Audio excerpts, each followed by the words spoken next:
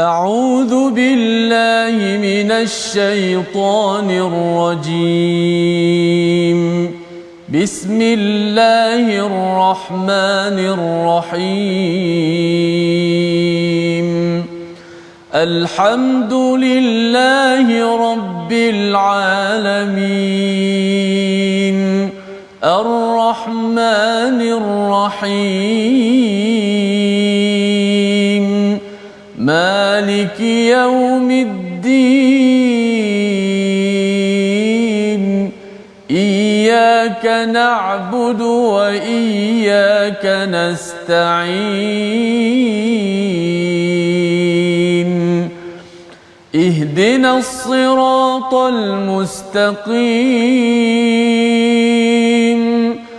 صراط الذين أنعمت عليهم غير المغضوب عليهم ولا الضالين.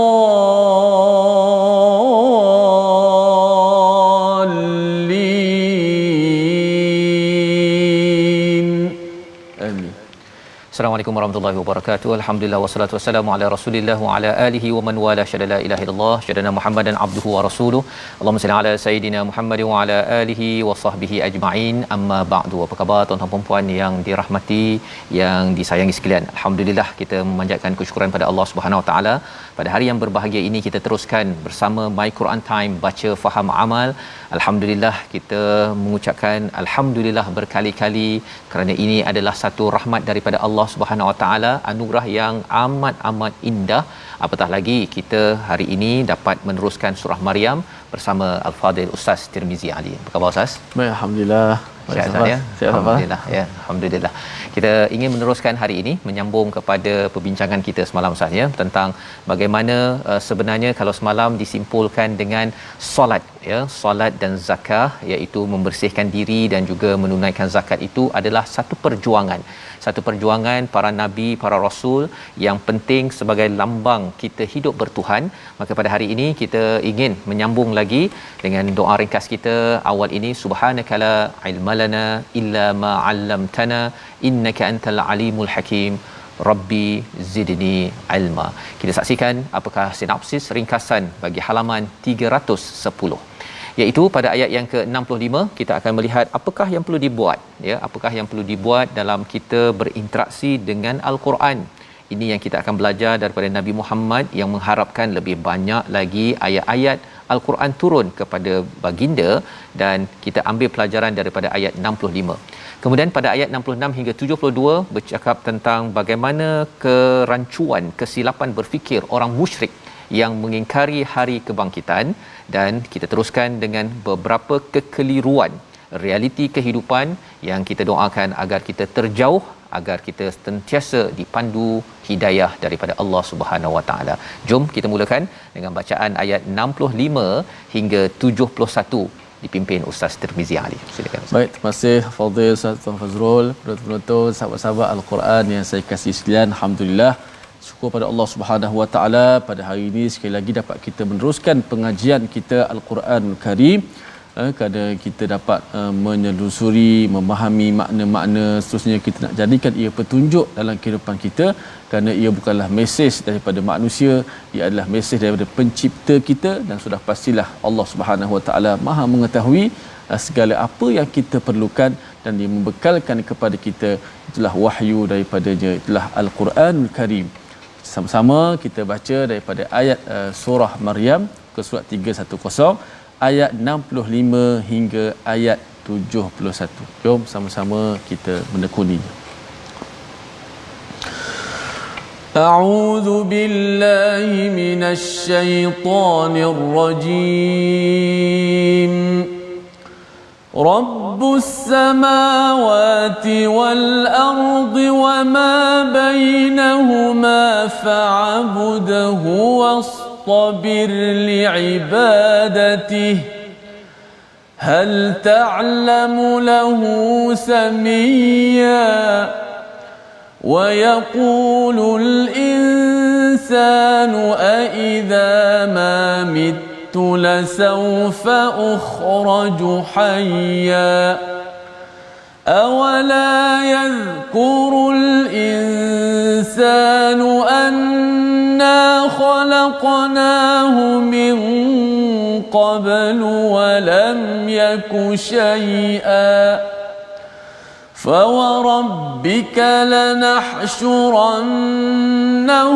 والشياطين ثم لنحضرنهم حول جهنم جثيا ثم لننزعن من كل شيعة أيهم أشد على الرحمن عتيا ثم لنحن أعلم بالذين هم أولى بها صليا وإن منكم إلا واردها كان على ربك حتما مقضيا صدق الله العظيم. Surah Al-Azim ayat yang ke-65 hingga 71 kita baca sebentar tadi. Alhamdulillah, terima kasih Ustaz Tirmizi ya. Ayatnya adalah ayat yang memberi peringatan besar kepada kita. Semalam di hujung ayat 64 tidak sempat kita tadabbur ya, tetapi kita nak lihat sedikit apakah yang dimaksudkan pada ayat 64, iaitu tidaklah kami turunkan Jibril kecuali atas perintah Tuhanmu ya, iaitu wahyu yang turun kepada Nabi Muhammad sallallahu alaihi wasallam itu adalah dengan perintah daripada Allah Subhanahu Wa Taala. Jadi Jibril menyatakan, ini perkataan daripada Jibril, wama natanazzalu illa bi amri rabbik, iaitu kami, siapa kami? Jibril bersama malaikat-malaikat, kerana penurunan wahyu bukan sekadar Jibril yang bawa tetapi bersama dengan para malaikat, adalah dengan arahan daripada Allah ya. Nabi Muhammad sallallahu alaihi wasallam tahu bahawa wahyu ini berat, tetapi ia adalah sesuatu yang dinanti-nantikan. Kita nak membaca al-Quran Ustaz ya, sebenarnya dia berat, tapi bila dah mula baca kita rasa lepas tu nak baca lagi. Betul. Dia nak baca lagi, tapi kalau kita dah berhenti, kemudian kita nak masuk balik My Quran Time, kemudian kita nak baca balik pada waktu pagi, dia nak dapat momentum baca. Betul. Itu kecuali dengan auzubillahi minasyaitanirrajim, betul-betul bersungguh kepada Allah, barulah kita diizinkan untuk kita membaca. Jadi para malaikat menyatakan, Jibril menyatakan, miliknya lah segala yang ada di hadapan kita, yang di belakang kita, dan segala yang di antara kedua-duanya, dan Tuhanmu tidak lupa. Ketika beberapa belas hari Nabi tidak mendapat wahyu, Nabi minta agar disegerakan. Jibril menyatakan bahawa Allah tidak lupa kepada Nabi Muhammad, dan dalam masa yang sama juga Allah tidak lupa kepada kita tuan-tuan ya. Apabila kita mungkin beberapa hari rasakan bahawa mengapa saya ada banyak masalah, ada banyak cabaran. Malah lebih daripada itu, pada ayat 65 yang kita baca sebentar tadi, Rabbus samawati wal ard, walaupun Tuhan ini adalah Tuhan sekalian alam ya, langit bumi dan di antara keduanya, Tuhan ini tetap tidak lupakan kita ya. Pasal apa? Ini adalah Tuhan yang maha hebat. Berbanding dengan terbalik, rupa-rupanya mungkin kita yang lupakan Tuhan. Kita kena tanya, siapa lupakan siapa sebenarnya? Allah tidak pernah lupakan hamba-Nya. Malah kalau kita ada Quran sekarang ini, sebenarnya setiap hari kita kena ada dos Quran. Minimum adalah dalam solat Ustaz ya. Solat itu dah siap dah dengan Qurannya, mengingati pada Allahnya, untuk kita membina hubungan dengan Allah Subhanahu Wa Taala. Jadi ketika menunggu pelajaran baru, yang ada setengah orang mungkin dia tak dapat Quran time Ustaz ya. Betul. Ataupun kalau Quran time dah habis, ada yang tanya kan, Quran time dah habis nak buat apa kan? Baca lagi Quran kan, ulang balik, belajar balik dengan kelas-kelas lain. Tetapi antaranya, contohnya lah pukul 12 sampai pukul 1 jam. Antara ini dengan nak tunggu pada hari esok nak buat apa? Fa'budhu wastabir li'ibadatihi, iaitu kita beribadahlah banyak-banyak dan bersabar dengan bersungguh-sungguh untuk ibadah ini. Kalau Nabi nak menunggu wahyu seterusnya, Nabi diseru untuk beribadah banyak-banyak dan bersabar atas ibadah tersebut. Dua perkara ya. Kita dah dapat 1 jam, kita beribadah, kemudian kalau nak baca Quran lagi, lepas tu kita beribadah dengan pelbagai cara, solat, dan juga zakah. Zakah ini membersihkan diri dan juga zakat membantu orang lain, bantu apa yang boleh dibantu untuk kita menjadikan dia sebagai ibadah. Dan di hujung ayat 65 itu hal ta'lamu lahu samia. Ini penting kita beri perhatian. Adakah engkau mengetahui ada sesuatu yang sama dengannya? Siapa dengannya? Allah Subhanahu Wa Taala. Kerana ada manusia yang menggelarkan dia tahu bahawa Allah itu Ar-Rahman. Allah Ar-Rahman. Tuhan ni penyayang Ustaz ya. Tetapi dia bagikan sifat penyayang yang salah. Ya. Apa yang salahnya? Dia kata Tuhan ni penyayang. Kerana Tuhan ni amat penyayang, maka dia menghantarkan anaknya untuk di crucify ataupun disalib untuk menyelamatkan manusia. Yang itu yang salah. Ya, sama ada satu nama Ar-Rahman itu tidak digunakan ataupun kalau kita tengok ada orang guna baru ni isu perkataan nama Allah Ustaz. Yeah. Dia nak guna nama Allah tapi sifat Allah yang di Samia yang diberikan kualiti ataupun sifatnya itu tak sama dengan Allah yang sebenar-benarnya. Sebabnya ada perbincangan tentang patut dibenarkan ke tidak. Pasal kadang-kadang ia hanyalah sebagai satu polemik sahaja tapi sebenarnya nak membawa kepada perkataan yang konsep yang salah. Tuhan Allah penyayang tetapi menghantar anak itu adalah satu agenda yang tidak berteras. Jadi pada ayat yang ke-66 wa yaqulul insan ya berkaitalah manusia insan ini idza ma mittu lasawfa ukhraju hayya ya. Ini perkataan yang amat besar penting bagi kita. Apabila seseorang itu beriman pada Allah dia mesti beriman pada hari akhirat. Perkataan ini dan orang kafir berkata betulkah apabila aku telah mati kelak aku sesungguhnya akan dibangkitkan hidup kembali. Bagi kita yang beragama Islam kita yakin Ustaz ya kita akan dibangkitkan kembali. Tetapi ada orang yang tak percaya. Tak percaya ya, dan bila tak percaya ni bahaya orang yang tak percaya kepada hari akhirat ini ataupun dibangkitkan balik ini ialah apa? Dia akan jadi orang yang amat sombong. Dia akan menjadi orang amat sombong. Apa yang dia buat sekarang ini dia tak kisah pun. Malah kalau ayat 67 ini Allah ingatkan dan tidakkah manusia itu memikirkan bahawa sesungguhnya kami telah menciptakannya dahulu padahal sebelumnya dia belum wujud sama sekali. Orang yang tidak percaya pada Tuhan satu, tapi pada orang yang percaya pada Tuhan tapi sombong. Ingatlah ketika mak dia tengok gambar dia dulu macam ni. Ustaz ya, gambar begini, mak dia tengok, ayah dia tengok ya.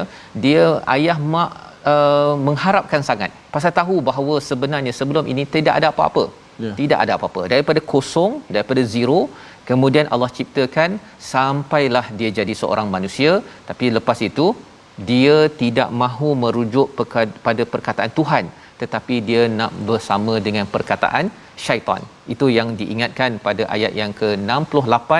Kalau kita perasan surah Maryam ini awalnya bermula dengan tabsyir, dengan kabar gembira, tapi pada muka surat 310 311 sampai ke hujung ini penuh dengan nadhir, penuh dengan amaran Ustaz. Ya, pasal kadang-kadang kita sayang dengan anak tapi kalau anak tu dah dekat nak jatuh dah, kita dah tak boleh dah, tak apalah mainlah di tepi longkang, tak boleh dah kan. Kita dah kena dah pergi sekarang. Kan. Itu bukan tanda kita benci tetapi itu tanda sayang. Jadi bagaimanakah Allah mengingatkan dengan tegas kepada kita, kepada umat manusia? Ayat 68 kita baca, kita harapkan kalau katakan di sini kita berlutut ya, memohon pada Allah menjadi hamba, itu terbaik. Tapi kita tidak mahu berlutut di hadapan Allah bersama syaitan. Ayat 68 kita baca sekali lagi Ustaz. Insya-Allah ayat-ayat pada surah Maryam hujung-hujung ni Ustaz betul-betul menggetarkan jiwa kita semua. Oh ya betul Ustaz. Bila baca sudah pasti kita rasa macam berdebar-debar Ustaz. Insya-Allah bila kita baca dengan lagu nahwan umpamanya juga dia sayu, dia agak-agak kita baca dalam penuh kita mengharap kepada Allah Subhanahu Wa Taala agar terus menyelamatkan kita. Tengoklah bagaimana Allah Subhanahu Wa Taala dah beritahu awal-awal gambarannya. Mudah-mudahan bagaimana Ustaz Fas sebut kita tak bersama dengan makhluk yang terkutuk syaitan di hari akhirat. Ayat 68. Auzubillahi minasyaitanir rajim. Fa wa rabbika lanahshurannahum wasyayatin thumma lanuhdirannahum hawla jahannam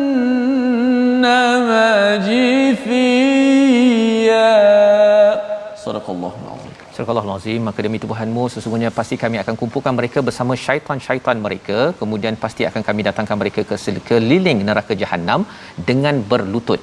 Ya, amat mengerikan.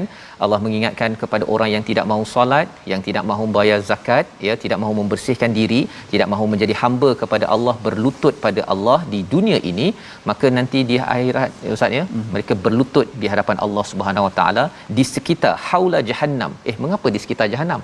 Tak masuk lagi Ustaz. Di sekitar saja nak tengok dahulu, ya, siapa mereka bersama dengan syaitan-syaitan mereka. Siapa syaitan-syaitan mereka? Ini adalah pemimpin-pemimpin yang bercakap, yang berpolitik, yang membuat polemik dan juga mempengaruhi masyarakat, tetapi atas dasar perkara keburukan. Kalau di zaman Mekah itu, pemimpin-pemimpin Arab musyrik Mekah itu, mereka itulah digelar sebagai syayatin, maka dia akan dikumpulkan dan mereka berada haula, ya, di sekitar jahanam. Tak masuk lagi. Pada ayat yang ke-69, apa yang berlaku? Akan ditarik daripada Syiah, daripada kumpulan yang pelbagai ini, ayyuhum asyaddu 'ala ar-rahmani atiya, ya, siapa di kalangan mereka yang paling derhaka sekali, iaitu siapa? Iaitu ketua-ketua mereka. Ya, itu sebabnya tuan-tuan, kalau kita jadi ketua, kita kena jaga-jaga, kerana ketua ni Ustaz, ya, dia memberi pengaruh sama ada keburukan ataupun kebaikan. Dan kalau katakan dia mengajak ke arah keburukan, itulah digelarkan sebagai syaitan-syaitan mereka, ditarik, ya, pada ayat yang ke-70 apa? Thumma lanahnu a'lamu billadhi hum aula bihasiliya. Kami akan tengok siapa yang akan dibinasakan terlebih dahulu. Yang kena dulu siapa? Ketua, pemimpin bagi satu masyarakat, negeri, negara. Kalau membawa kepada kehancuran, itu yang akan ditarik dahulu, yang akan dijeroboskan ke dalam api neraka Allah Subhanahu Wa Taala, nauzubillah. Tetapi lagi menakutkan Ustaz, ya, ayat 71. Ya, ayat 71, Abdullah ibnu Rawahah, sahabat, meletakkan kepalanya di pangkuan isterinya. Beliau menangis, ya, menurut tafsir Ibnu Kathir. Dia menangis, isterinya pun menangis. Dia tanya pada isterinya, mengapa menangis? Pasal kau menangis. Kan?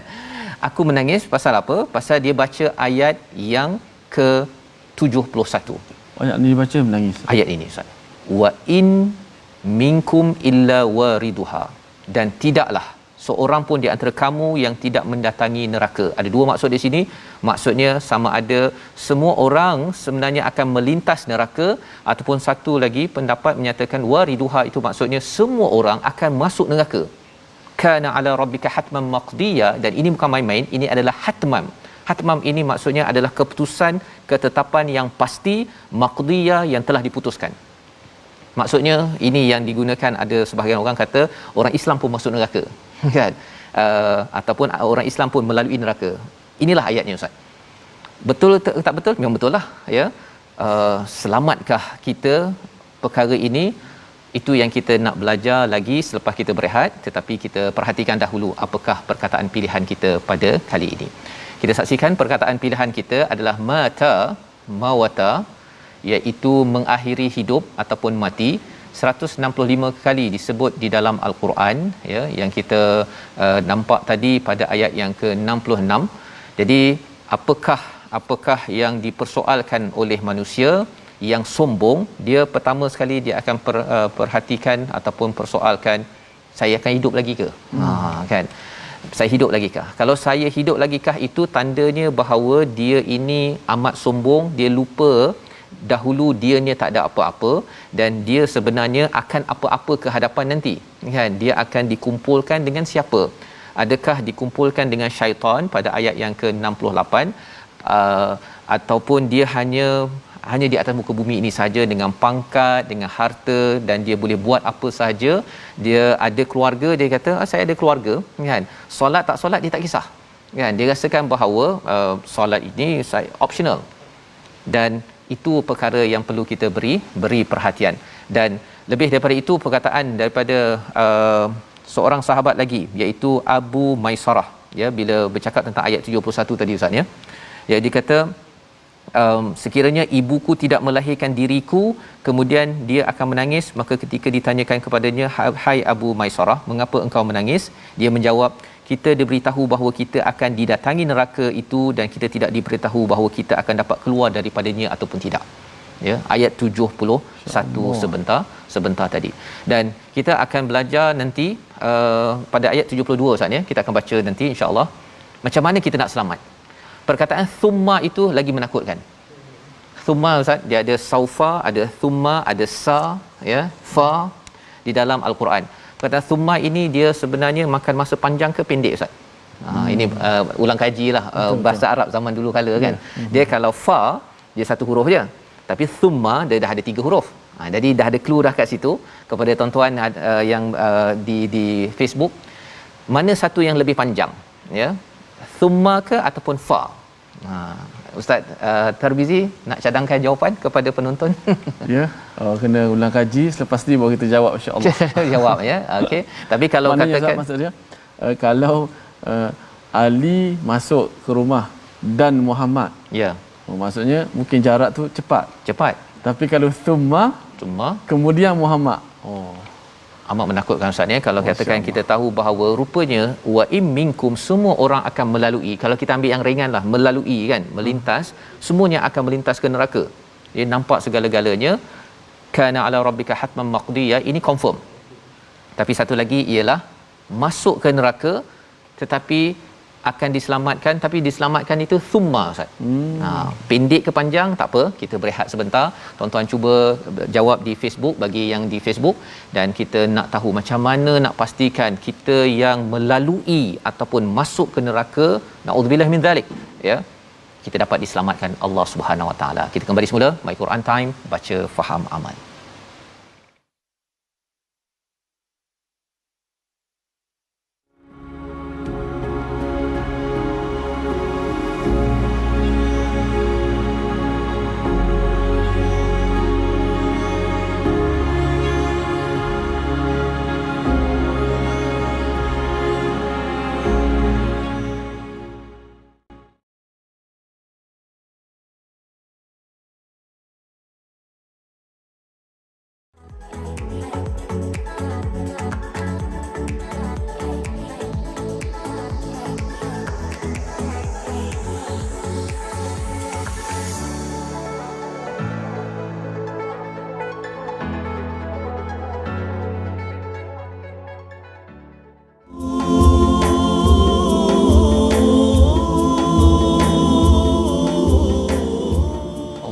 Minasyaitonirrajim. Thumma nunajjil ladzina taqaw wa nadharu adh-dhalimina fiha jithiya. Sadaqallahul azim. Kemudian kami akan menyelamatkan orang-orang bertakwa dan membiarkan orang-orang zalim dalam neraka dalam keadaan berlutut. Kita baca ayat seumpama ini, ayat begitu besar, tentang maknanya menakutkan kita semua. Kita mengharapkan kitalah orang-orang yang bertakwa yang diselamatkan oleh Allah Subhanahu Wa Taala. Moga-moga insya-Allah. Dan sebagaimana soalan tadi Safah bagi soalan tadi, thumma mungkin jawab dulu Safas. Ya, thumma memang dia makan masa sikit Ustaz ya. Sebenarnya bukan fa ya, bukan saufa pun, saufa tu lagi panjang ya, tetapi kalau thumma ini ialah kemudian dia bergantung kepada amal Ustaz. Ya, ketika melalui titian sirat itu ya, titian sirat kalau kita bercakap tentang wa in minkum illa wariduha, semua orang akan melalui, dan titian sirat di bawahnya adalah neraka. Ada sebagian ulama menyatakan memang keseluruhannya neraka. Di tengah-tengahnya itu titian yang seperti rambut dibelah 7 itu. Kalau seseorang itu bertakwa, amalnya amat tinggi, maka dia akan melintas dengan laju cepat dan dia nampaklah neraka tersebut tapi terus masuk ke syurga Allah Subhanahu taala. Tapi kalau banyak utang Ustaz kan, banyak kesilapan, tengah merangkak-rangkak kan di atas titian sirat itu, satu ialah lambat, thumma ya, tapi lebih daripada itu ialah apa? Khawatir kalau terjatuh kan, terjatuh ke bawah itu memang terus diazab oleh Allah, nauzubillah min zalik. Jadi antara perbincangan ulama mengapa ada peristiwa titian sirat itu untuk membuktikan, ada orang kata betul ke neraka ada kan, Allah beri peluang. Pasal kalau masuk syurga terus takut dia kata ada ke neraka kan. Jadi Allah bagi peluang nak tengok dahulu neraka tersebut kepada siapa yang kata betul ke ada neraka, yang kita selalu doa waqina azabannar, ya, macam kita lah ustaz ya. Kalau kita sakit, bila kita dapat sihat, kita bersyukur sangat kita sakit kaki kita ke, badan kita ke. Tapi kalau orang yang sihat, anak-anak kita kan, dia sihat, dia tak rasa sakit, cara mensyukuri kepada sihat itu berbeza. Maka itu adalah proses yang kita lalui, dan ini yang kita kalau diteruskan ayat selepas ini berkaitan dengan tilawah Quran. Tilawah ini rupa-rupanya ustaz ya, kalau orang tu rasa macam sekejapnya, maka insya-Allah sekejap je bila sampai ke syurga nanti. Tapi kalau lambatnya nak habis, khawatir perasaan itu juga nanti lambat di atas titian sirat itu nanti. Moga-moga Allah terima amal kita lah ustaz ya. Kita belajar dan nak sambung dengan tajwid lah. Betul. Silakan. Allah, saya sudah terlupa dah tajwid tadi. Masya-Allah. Baik, kita ambil tajwid sikit sebelum kita meneruskan pengajian kita pada ayat-ayat yang begitu besar pengertian maknanya untuk kita menjadikan pengajaran dan juga batas dalam kehidupan kita. Kita nak belajar tentang mad ta'zim. Apakah mad ta'zim? Adakah kita pernah dengar mad ta'zim, berapa harakat mad ta'zim? Baik, mad ta'zim terjadi apabila huruf mad pada kalimah la nafiyah bertemu dengan huruf hamzah pada kalimah, contoh la ilaha illahu. Kita baca ayat Allahu la ilaha illahu al hayyul qayyum umpamanya. La, tengok pada kalimah la itu ada hamzah pada kalimah la yang bermaksud menafikan ketuhanan semua melainkan Allah Subhanahu wa taala. Tengok ayat seterusnya, yang mana hukumnya perlu dibaca 4 ataupun 5 harakat, sama seperti mana mad jaiz mufassil yang kita dah belajar. Dan dinamakan mad ta'zim ini, kenapa dipecahkan sebagai mad ta'zim? Kenapa tak dikekalkan saja mad jaiz mufassil? Ya, mad jaiz mufassil, tetapi ia juga dinamakan mad ta'zim kerana apa? Tengok, kerana bertujuan membesarkan lafaz Allah. Yang pertama, bertujuan membesarkan lafaz Allah. Nu'azim, mad ta'zim, nu'azim, kita nak membesarkan, nu'akid, nak memastikan, menegaskan, menafikan seluruh Tuhan melainkan Allah Subhanahu wa taala. Kita membesarkan Allah Subhanahu wa taala. Sebab tu la ilaha illallah, la ilaha illa anta, ataupun Allahu la ilaha illa huwal hayyul qayyum disebut sebagai mad ta'zim. Itulah kalimah tauhid kita Ustaz. Wallahu a'lam. Terima kasih ucapkan pada Ustaz Tirmizi. Mad ta'zim itu, ya, di sebalik perkataan mad ta'zim itu sendiri sebenarnya memang kita membesarkan Allah Subhanahu Wa Taala Ustaz ya. Bila membesarkan Allah Subhanahu Wa Taala, Rabbus samawati wal ard pada ayat 65 itu, sehingga kan kita betul-betul beribadah mentakzimkan diri kita ataupun membesarkan Allah Subhanahu Wa Taala, mengecilkan diri kita, ya. Mengecilkan diri kita, kita selalu minta pada Ar-Rahman yang kita tidak salah gunakan ataupun tidak salah ertikan. Maka kita nak belajar bagaimana nak jadi orang yang sentiasa takzimkan Allah, sentiasa bertakwa, minta Allah tolong. Itulah ayat 72 sehingga ayat 76 yang kita nak belajar. Jangan sampai kita mentakzimkan diri kita Ustaz ya, menjadi orang yang sombong yang ditegur berkali-kali dalam ayat seterusnya. Kita baca ayat 60 ataupun 72 hingga 76. Silakan. Baik, masih Ustaz Fazrul yang selalu mengingatkan kita semua, kita belajar mak ta'zim, membesarkan mak ta'zim tadi. Ustaz Fazrul beri kepada kita pencerahan tadabbur, membesarkan siapa? Membesarkan Allah. Jangan kita membesarkan diri kita. Nak baca pula ayat 72. Ada pula ayat tentang tilawah al-Quran. Ada sahabat di Facebook Nur Hayati Abu Mansur Safah, dia kata nak mulakan membaca Quran rasa berat, tapi bila dah mula terus baca, nak baca dan nak baca lagi, payah nak berhenti. Macam itu tanda yang baik tanda yang baik. Amin. Masya-Allah. Baik, lebih-lebih lagi ayat kita baca ni lagilah memang menggentarkan jiwa kita. Kalau sebelum ni tentang akhirat, hari ni lagi detail Ustaz Fah cerita lagi detail bagaimana suasana yang begitu mengerikan sehingga menangis. Ada yang pengsang kalau baca ayat-ayat begini. Baik, kita baca ayat 72 hingga 76. Nahwan insya-Allah. A'udzu billahi minasy syaithanir rajim. Thumma nunajjil ladzina اتقوا ونذر الظالمين فيها جثيا وَإِذَا تُتْلَى عَلَيْهِمْ آيَاتُنَا بَيِّنَاتٍ قَالَ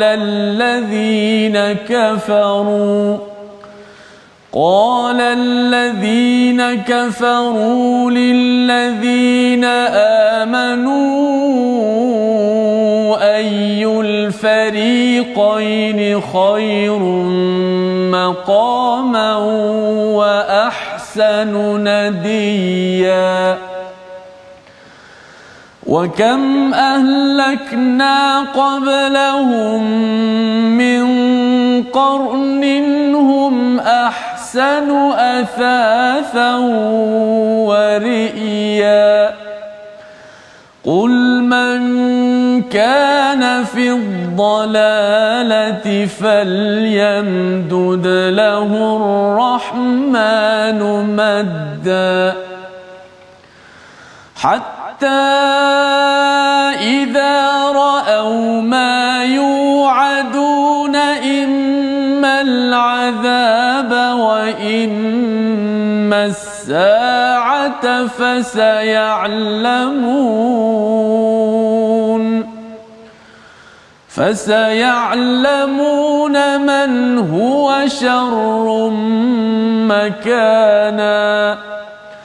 فسيعلمون من هو شر مكانا وأضعف جندا ويزيد الله الذين اهتدوا هدى والباقيات الصالحات خير عند ربك ثوابا وخير مردا صدق الله العظيم. Surah Al-Azim, gitulah bacaan ayat 72 hingga 76 untuk kita melihat jawapan daripada Allah, ya, bila kita melalui titian sirat itu. Thumma, kemudian nunajjil ladzi nattaqau wa nadharul zalimina fiha jithiya, iaitu Allah selamatkan, kami selamatkan kepada orang yang bertakwa. Makin lagi banyak amal takwa kita, makin cepat kita diselamatkan, makin laju lagi kita melintas di titian sirat tersebut. Tetapi kalau tidak, makin lama, ya, makin lama walaupun tak diazab Ustaz, ya, tetapi kita bayangkanlah kalau katakan Allah nak bagi kita kekayaan, tapi kalau bagi miskin tu sampai 60 tahun, kaya 1 tahun dia, kan, dia di dunia lagi kita dah tahu dah, ya, cabarannya. Kalau boleh kita nak lalu titian sirat itu selaju yang mungkin. Itu sebabnya kita minta Allah tunjukkan jalan yang lurus, dan hidayah itu dekat mana ada? Salah satunya apabila kita baca Al-Quran, ya, pada ayat yang ke-73. Tapi sebelum pergi pada ayat 72 tu, 72 itu wanadharul zalimina fiha jithiya, mereka dibiarkan orang-orang zalim ini berlutut. Ya, mengapa dibiarkan? Kerana dulu Ustaz, ya, ketika di dunia dia biarkan Tuhan panggil dia, Allahu akbar, Allahu akbar, dia biar je Tuhan panggil.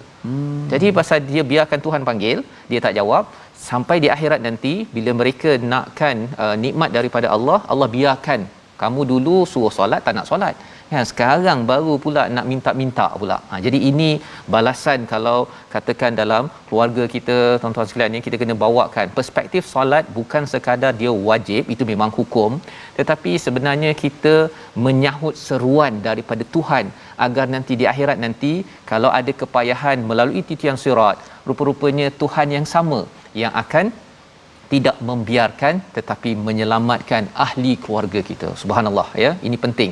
Dan ayat 73, ya, bagaimana tanda pada zaman Mekah itu orang yang menyahut seruan Tuhan ataupun tidak. Wa idza tutla alaihim ayatuna, dibacakan ayat-ayat kami bayinat yang jelas, qala allazina kafaru, orang yang kafir itu bercakap apa kepada orang yang beriman? Kumpulan mana yang lebih baik kedudukannya, yang status lebih baik, dan lebih baik lagi dia punya tempat pertemuan. Nadia ini tempat dia bertemu Ustaz, ya, meeting maker dekat rumah-rumah yang cantik. Nabi Muhammad ni meeting dia dekat tepi-tepi padang pasir, pokok-pokok, rumah pun yang buruk-buruk. Pengikutnya orang muda, orang miskin, tak elit. Kami ini kumpulan yang makamnya tinggi. Maka ini adalah respon daripada daripada orang-orang musyrik Mekah, ya. Mereka sombong apabila dibacakan pada ayat-ayat Tuhan, sepatutnya respon pada ayat Allah, tetapi dia respon kepada status mereka, ya. Sibuk meeting, tak sempat nak sembahyang, kan. Sibuk meeting sampai tak sempat nak baca Quran. Perkara ini adalah perkara yang berlaku pada zaman dahulu dan kita harapkan tidak berlaku pada zaman ini, ya. Kita mengambil al-Quran ini sebagai perkara yang penting.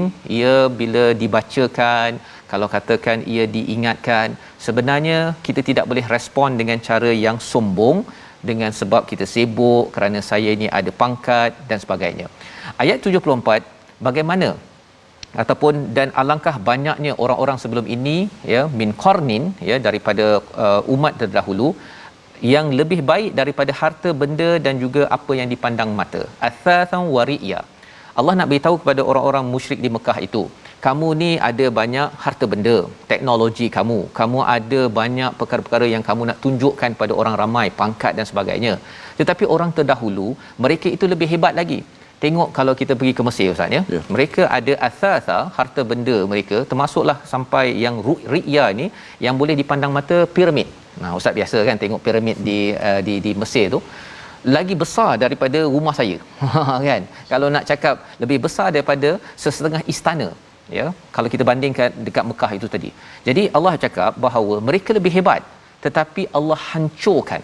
Kerana apa? Kerana mereka sombong. Allah panggil, mereka tak kisah. Malah bila dibacakan ayat-ayat Tuhan, wahyu, mereka kata bahawa kami lebih ada pangkat, ya. Inilah yang menyebabkan orang makin lagi berpangkat, berharta. Kalau tidak kembali pada Quran, tidak kembali pada solat dan zakat, dia akan menjadi orang yang bersama syaitan ataupun dia sendiri adalah wakil kepada syaitan. Jadi pada ayat 75 inilah satu seruan daripada Allah kepada Nabi untuk disampaikan, juga untuk kita sama-sama memahami apa sebenarnya realiti kehidupan, jangan sampai kita tersasar. Ayat 75 kita baca sekali lagi. Silakan. Baik, Safas, kita baca sekali lagi ayat 75. Masya-Allah, habis sebut solat dan juga al-Quran yang tidak boleh dipisahkan itu. Bahkan saya teringat Dr. Yusuf Al-Qaradawi hafizahullah dalam satu kitabnya menyebut tentang bagaimana solat orang yang khusyuk. Ulama-ulama salaf dahulu, antaranya bila solat, mereka membayangkan seolah mereka berada di atas tiang sirat. Maknanya solat-solat macam tu memang tak main-main, Ustaz. Seolah-olah solat kita bawah tu tiang sirat, neraka, depan tu syurga. Mereka membayangkan sedemikian, dan kenalah dengan solat Ustaz Fah sebut tadi dan juga ayat 71. Tidak ada seorang pun mereka akan melalui tersebut neraka yang sungguh mengerikan, Ustaz. Mengerikan. Baik, kita baca ayat 75, peringatan demi peringatan yang Allah beri kepada kita. Auzubillahi minasyaitanir rajim. قل من كان في الضلالة فليمدد له الرحمن مدا قل من كان في الضلالة فليمدد له الرحمن مدا حتى إذا رأوا ما يوعدون إما العذاب وإما الساعة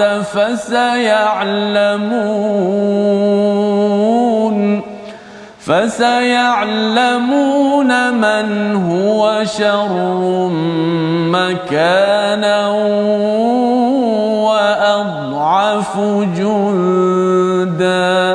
صدق الله العظيم.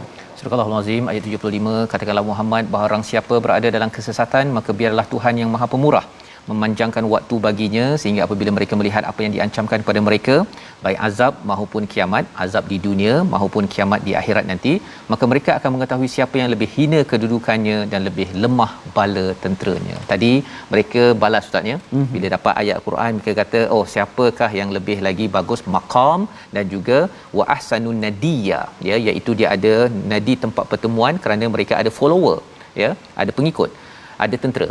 Tetapi di sini Allah kata, biarkan, ya, katakan siapakah yang lebih dalam kesesatan, falyamdud lahu rahmanu madda.